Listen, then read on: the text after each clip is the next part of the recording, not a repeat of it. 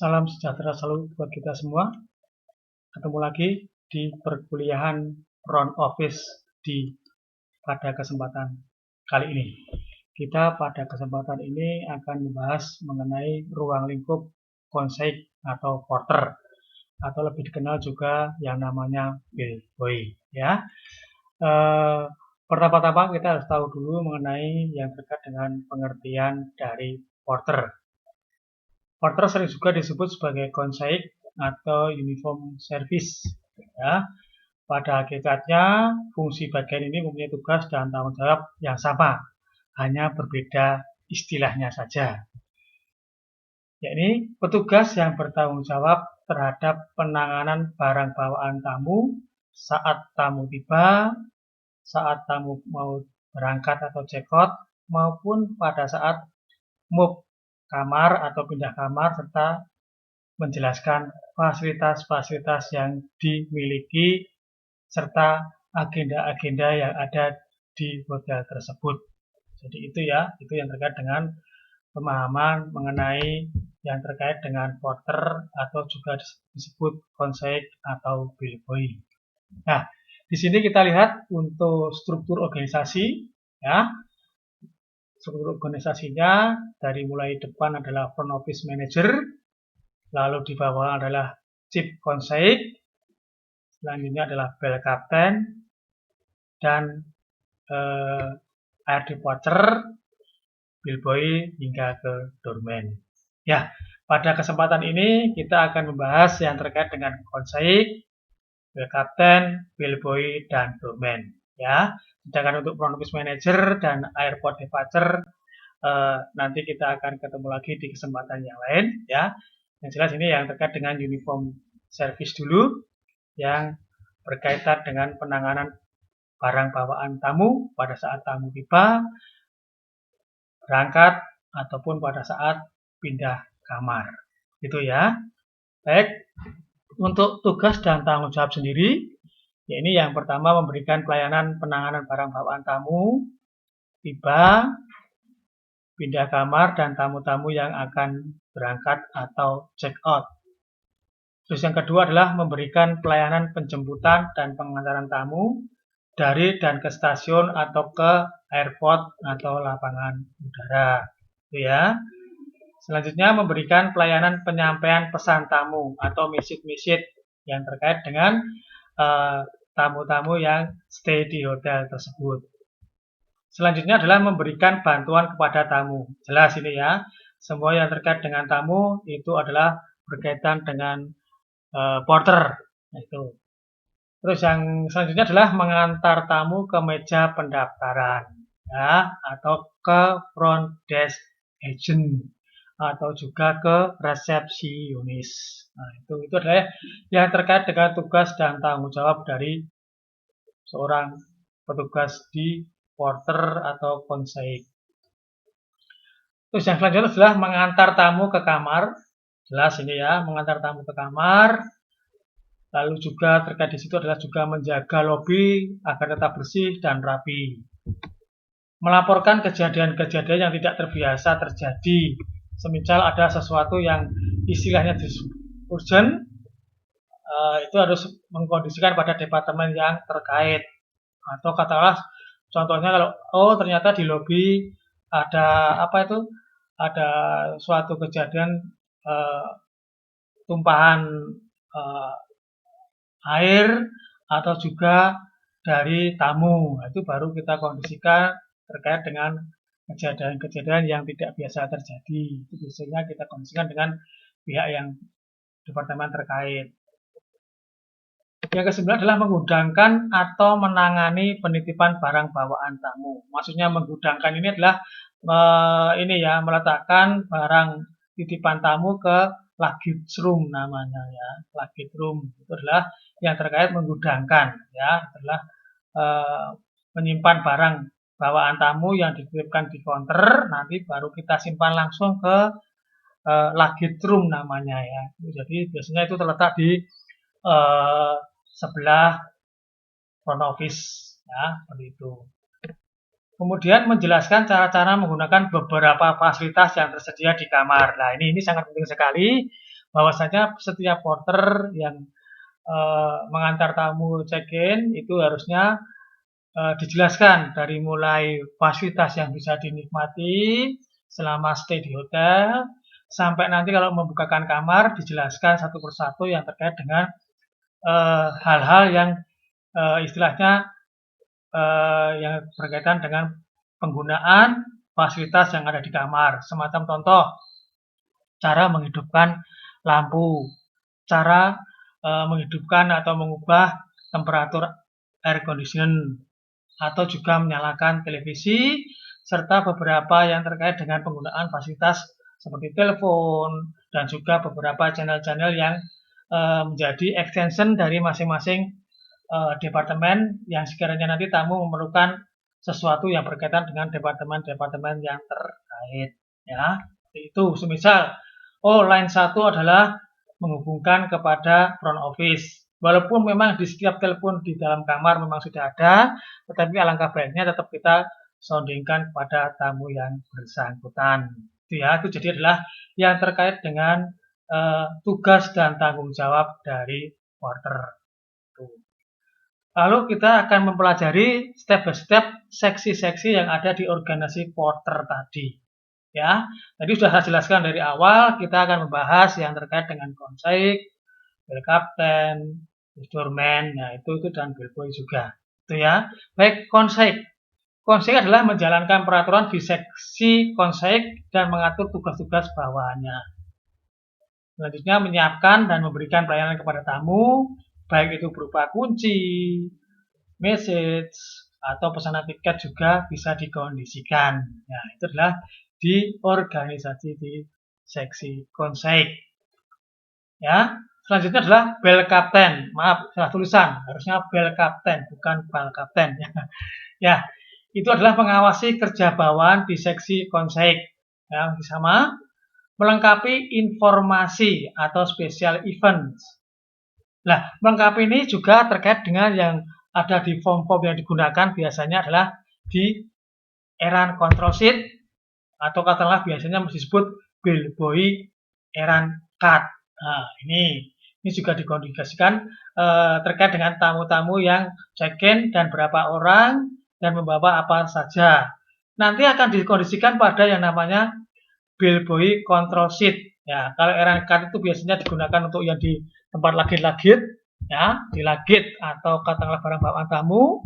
Sedangkan bellboy control sheet nanti untuk mengontrol ya selama tamu-tamu tersebut menempati kamar itu berapa saja barang-barang yang dibawa dan apa saja macam dan jenisnya. Ya, kan ada juga yang nanti kita pelajari juga yang terkait dengan macam-macam barang bawaan tamu. Ya, itu nanti akan kita kondisikan di sini. Selanjutnya adalah melaksanakan inspeksi terhadap kerja bawahannya. Nah, itu ya, itu yang terkait dengan bel kapten. Nah, sekarang kita fokus yang namanya bellboy. Nah, ini mungkin rekan-rekan juga sudah tahu bellboy itu ibarat katakanlah ini ya, kalau di ketentaraan itu adalah pangkatnya kopral, tapi gajinya jenderal. Ya itu hanya istilah apa ya? Istilahnya kita hanya apa? Untuk bercanda ya. Ya itu seperti itu. Ya, gajinya jenderal, pangkatnya kopral.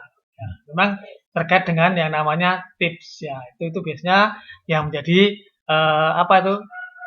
Beberapa teman yang sudah berbiasa ke bellboy itu adalah sebagai support semangat kerja. Nah, itu ya.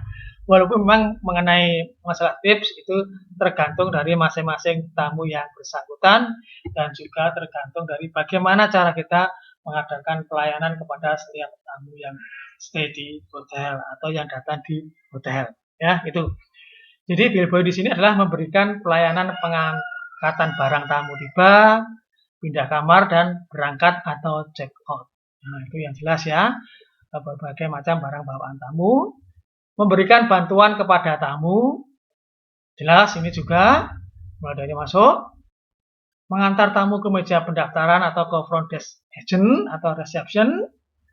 Selanjutnya adalah mengantar tamu ke kamar. Nah, ini juga yang tadi sudah dibahas sedikit di awal, Ini adalah mengantar tamu sekaligus juga terkait dengan menjelaskan beberapa fasilitas yang bisa dinikmati selama tamu tersebut ada di kamar. Dan juga event-event yang ada di hotel maupun fasilitas lainnya yang bisa dinikmati di hotel yang bersangkutan. Melakukan tugas-tugas suruhan atau katakanlah yang terkait dengan permintaan-permintaan dari atasan maupun juga dari departemen yang terkait. Ya, menjaga lobi tetap bersih dan rapi. Jadi memang skupnya bellboy konsep itu ada di lobi. Ya, jadi menjadi tanggung jawab secara mutlak terkait dengan kondisi lobi, ya, baik itu kebersihannya, juga kerapian dan juga keamanan dan sebagainya. Melaporkan kejadian-kejadian yang tidak biasa terjadi. Semisal tadi sudah saya singgung juga, ada tumpahan makanan ataupun juga ada beberapa insiden-insiden yang biasa terjadi di lobi. Mungkin ada juga beberapa yang bisa mengganggu yang terkait dengan orientasi sirkulasi tamu selama mengadakan transaksi di kantor depan. Ya. Selanjutnya adalah menggudangkan atau menangani penitipan barang bawaan tamu. Jelas ini ya. Ini sudah saya singgung juga.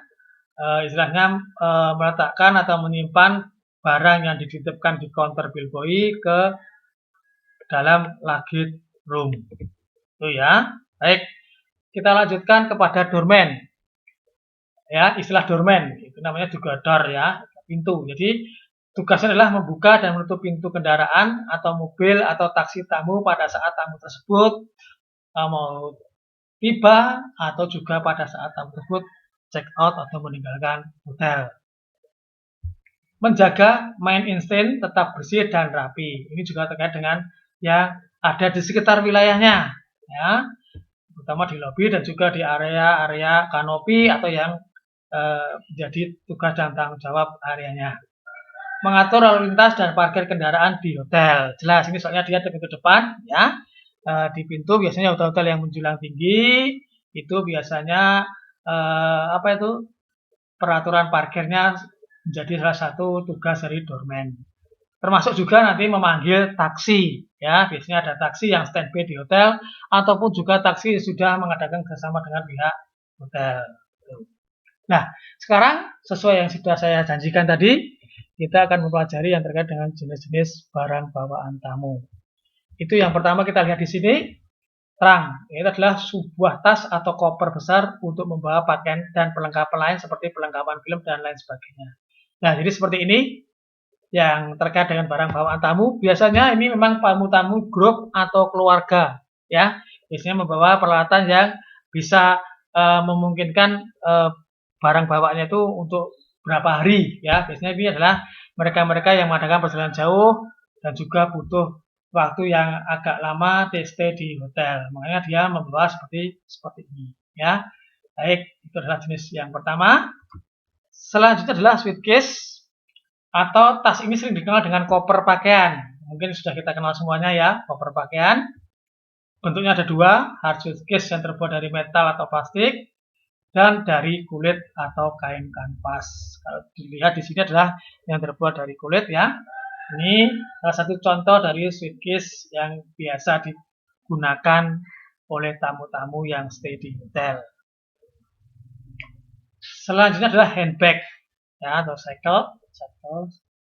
Ya, itu jenis tas yang dipilih lapisan di dalamnya yang mana biasanya tas ini dibawa dengan cara menenteng. Ya, ini dengan cara menenteng ya, seperti ini. Tas ini biasanya sifatnya ringan ya.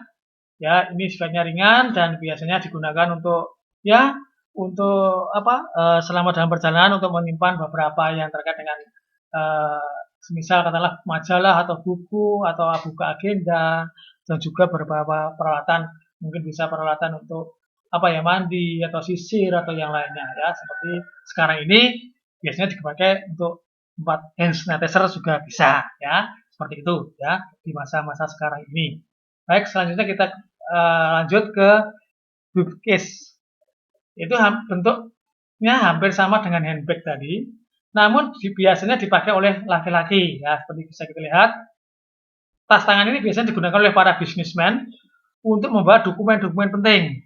Ya, entah itu dokumen yang terkait dengan perjanjian atau kontrak kerja atau MOU.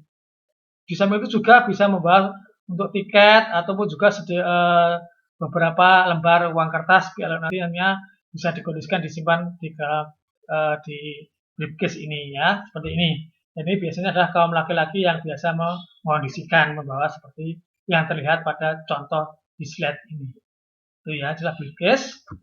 Lalu ya ini cosmetic case atau tas untuk menyimpan berbagai peralatan kosmetika. Nah ini biasanya dibawa oleh, kalau tadi adalah yang terkait dengan briefcase adalah kaum laki-laki. Nah sekarang kalau cosmetic case adalah kaum perempuan. Ya ini bisa juga dipakai seperti ini ya. Lebih ransel itu ya, dan lebih efektif, lebih fleksibel ya. Ditenteng juga bisa, dipakai seperti ransel juga bisa. Ya, tergantung daripada enjoy-nya seperti apa sebagai pemakai. Ya. Selanjutnya adalah half-sack, itu adalah tas kanvas untuk membawa pakaian dan atau makanan. Seperti ini.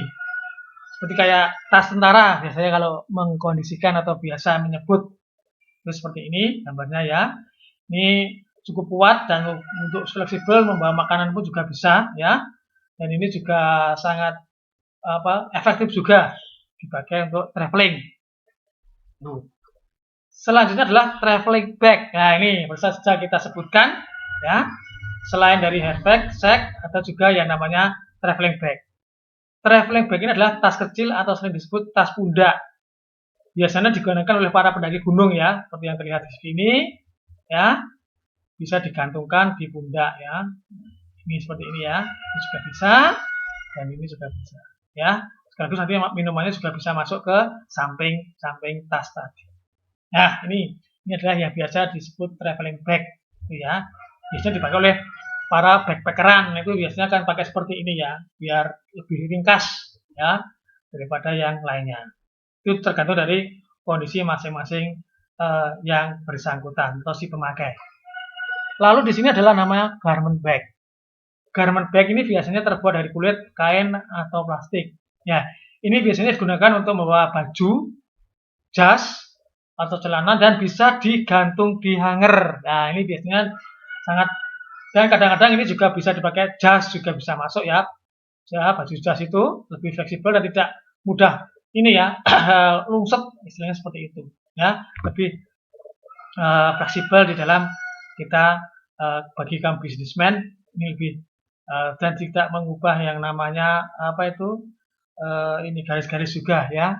Tuh. Ini. Nah, bagi mereka yang senang dengan golf case, ini biasanya tamu-tamu membawa sebatang seperti ini, tas untuk membawa perlengkapan olahraga golf ya, seperti yang kita lihat di sini ya. Ini biasanya juga bisa dikondisikan untuk ditenteng maupun juga digantungkan. Ini tuh ya, adalah golf case. Nah, bagi para wartawan atau juga yang senang, tamu-tamu yang senang suka selfie maupun juga senang untuk istilahnya seni untuk kamera, di sini adalah tas untuk membawa perlengkapan foto seperti kamera body, lensa dan yang lain sebagainya. Ya, ini sebagai satu paket untuk membawa perlengkapan yang terkait dengan jurnalistik apapun juga mereka yang senang untuk berfoto.